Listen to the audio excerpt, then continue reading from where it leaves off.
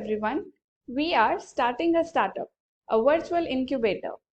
I, Kamya Pasi, welcome you all to an exclusive interview with our special guest for the evening.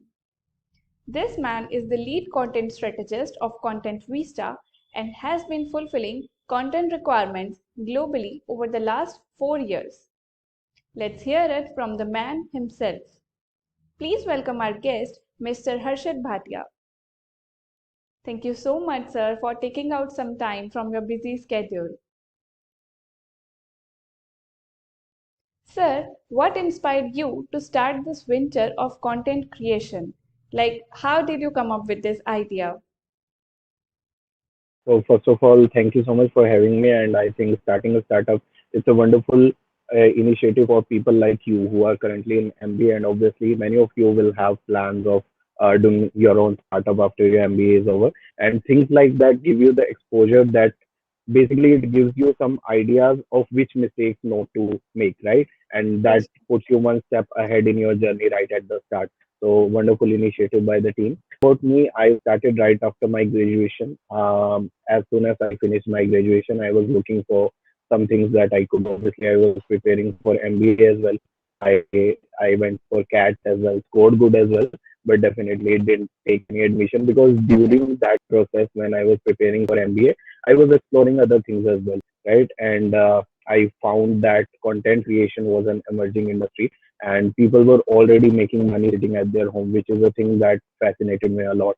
And I thought, how is yes, this possible that you have your laptop, you have an internet connection, and you can just provide services to anywhere around the world.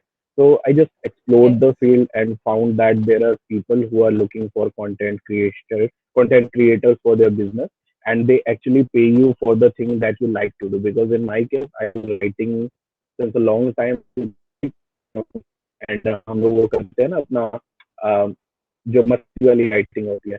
So I was doing that, and then why I yes, tried to go into freelancing, and I got my first project. I still remember I was paid 353 rupees for that, and those 353 rupees was the biggest motivation. That was the foundational step because you get to know that you can actually earn from your laptop and with something that you love to do. So that was a good starting point for me. yes. And definitely after that, I thought, like, this field further. I found other clients, and fortunately, at the start, I got a lot of people who wanted my services, and slowly, slowly, the journey went it on. So, sir, what makes your services different from other content writing organizations? So, to give you a bit context, we are actually a content creation plus content marketing strategy company. Help businesses understand the strategy that goes behind content creation. Every business wants to do content creation, but what content to create, how much to create, and what should be the right frequency, which platforms to choose. These are some of the biggest questions that most businesses fail to answer. So our primary services right now are aiming at helping businesses clarify what content they want to create. Now, for example, you have different platforms and different forms of content that you can create. But if you have a clear strategy and a clear idea of which platforms you want to cover and which content assets you want to create, then definitely you'll have a better roadmap to succeed, right? So right now we are helping clients with the strategy as well, and we are helping them define their buyer persona and specifically who they want to target and how they want to target. And I think that's one of our primary USPs because most content Okay. creators directly jump into creating content without actually working on the strategy. But we primarily focus on the strategy and then go to the content creation. So, sir, can you tell me that how did you undertook the financial planning while setting up your business? Did you have funding up for that? Okay. No, so we are like 4 years into business, and we are bootstrapped right from the start. So a good thing about our business is we just need a few basic resources to work. We just need a laptop, an internet connection, and obviously a team to actually make sure that the Okay. startup is running well. So definitely it depends upon business to businesses. Some businesses do not succeed without investment, but for us, investment was never an option. In fact, some of the investors reached out to us for investment. But I said, what do we need the investment for? We don't need a big office space. We don't need a lot of tools or resources. Obviously, we have some tools that we invest Yes, into, true. but definitely from the start, we have been bootstrapped. So even like for startups, like for people like you who are planning to start up, I see that a lot of people are into that rush to get investment very fast, and that can be a good option for many businesses. But I feel that for many businesses, it can be a downward hill as well, because once you get that investment, you are accountable to the investor, right? Every action you take, every Yes, sir, decision you true. make, the investor has to be pulled in, and the investor has to have their say in that. Obviously, that's a good point as well, because most investors are experienced investors, experienced businessmen. They have their fair share of experiences. But yesterday only, I was reading a tweet by Zerodha's founder. Are you guys aware about Zerodha? Like, it's a stock broking company, and it's rising very fast in India.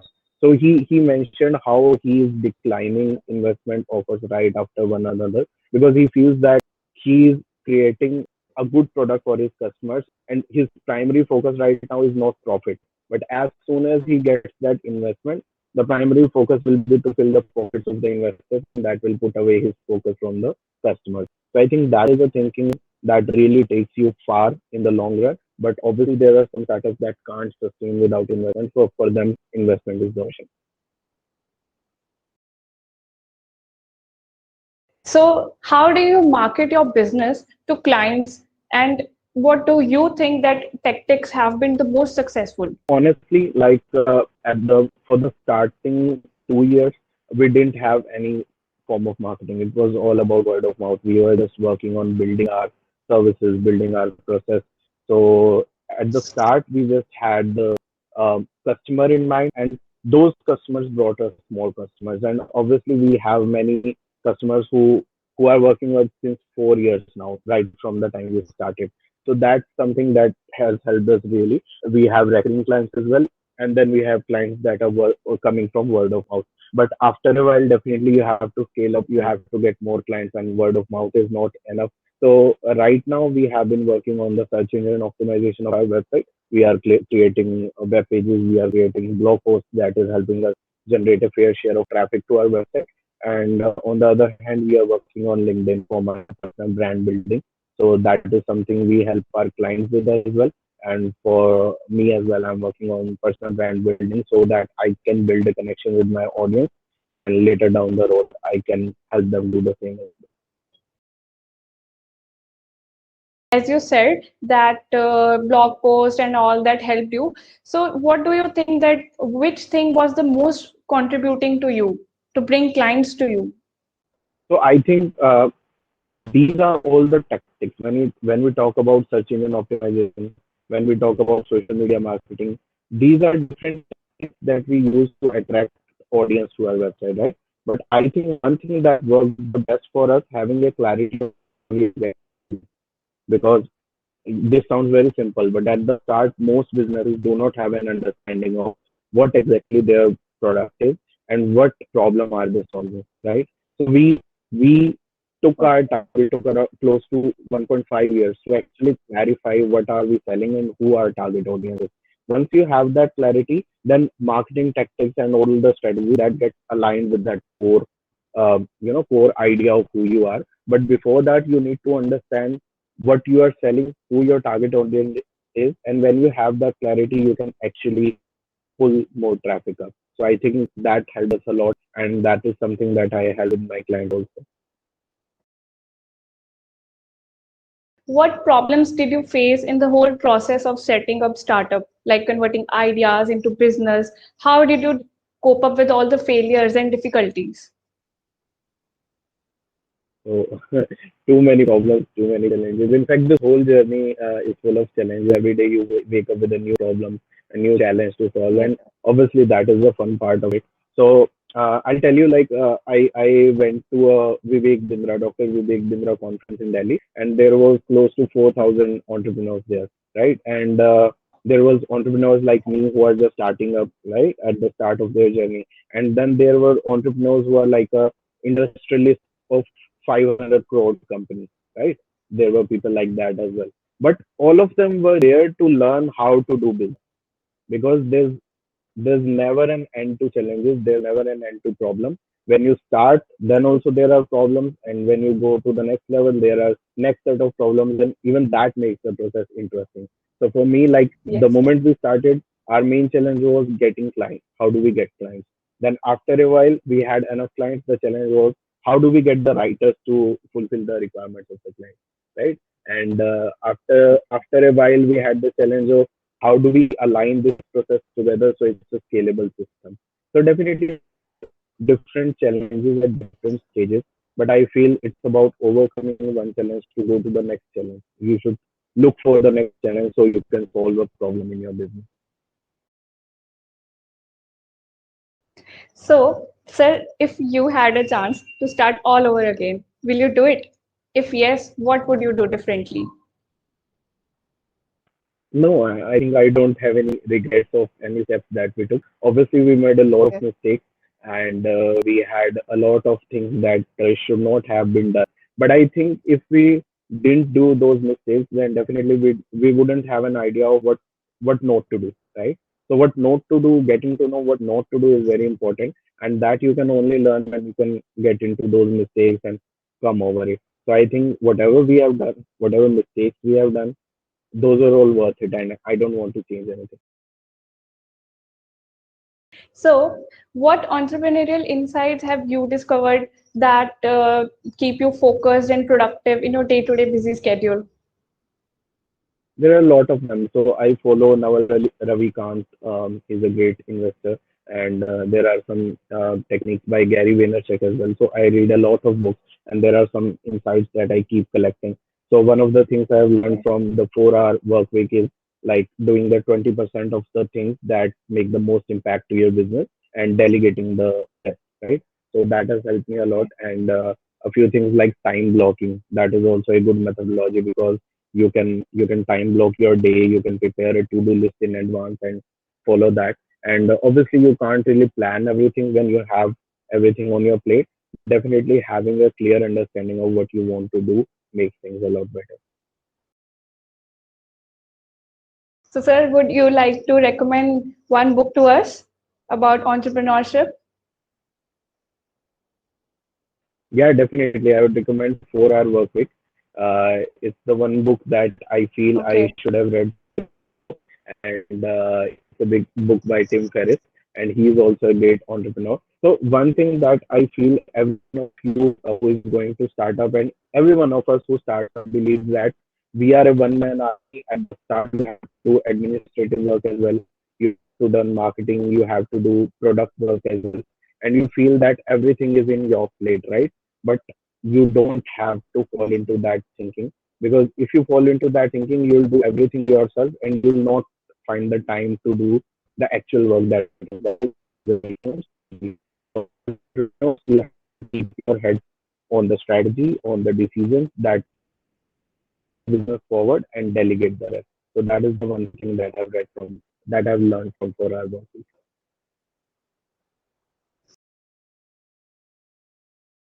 So, sir, according to you, what factors are important in terms of marketing a business? There are many business for how we have structured it for our clients is like there are two paths to online business success. One is search engine and the other is social media. So you have these two paths that drive traffic to your website or your vendor or your product. So you have to select the perfect combination that works for you. Some businesses go only with search engine.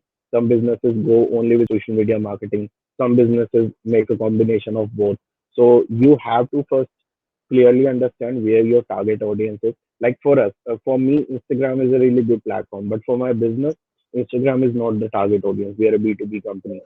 So understanding that is a huge factor. And when you have that understanding, you can clearly define the marketing path you want to take for your company. But as a content marketing strategist, I would recommend for all of you who are planning to start up, like your audience on LinkedIn right before you have your start.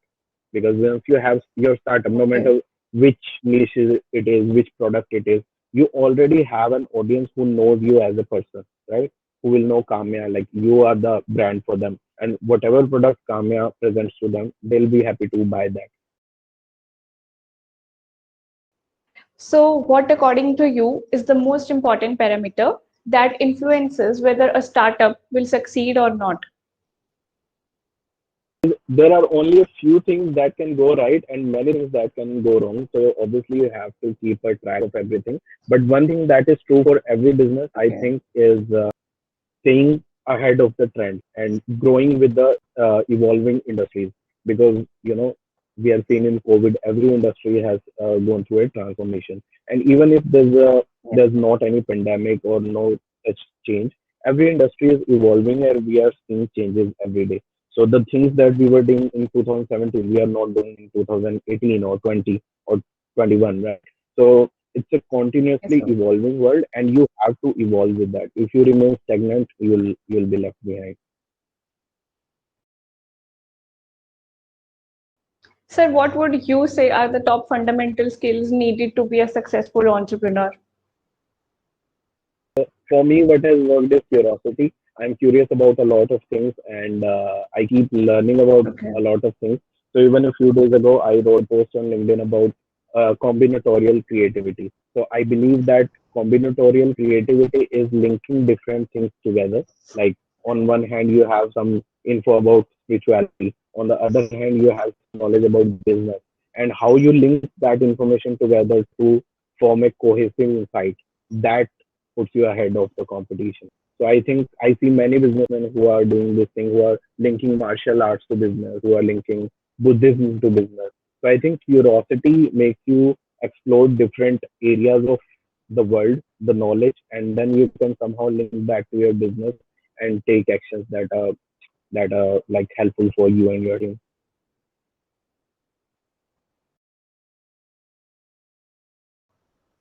So, sir, what key activities would you recommend new business owners to invest their time in? Okay. So yeah, this is very important because for like one thing that I also made mistake and everybody of you will make mistake in is actually taking up everything yourself, because all of you are passionate about your work, all of you are passionate about starting up, and you'll feel that this is a simple task and I can do it better, so I'll do it myself, right? But that's Yes, not sir. the right way to do it. You have to delegate things, you have to create scalable systems. What I mean by that is creating scalable systems is that there's an activity in your business that you have to do or your team has to do. How quickly you make that activity a, like a machine, like a tool that keeps happening without your involvement, that will take your business forward. Thing that you shouldn't lose focus is on the strategy and on the decision making, because you have to decide what actions to take and then you have to align your team and tools together to do those actions. You have to spend your time on the strategy and on the decision making, which are the two most important factors of leveraging your As you said that you also did this mistake. So, when did you learn that did a lot. you did this mistake and now you have to make up for that mistake? And how did Yeah, you make so up for that mistake? exactly. Yeah, that's a good question. So I'll give you an example. When you are like running inside a maze, you don't have a view of where the exit is, right? You are in that maze. You are just looking at the next possible step of what to do next, what to do next, Yes, what to sir. do next.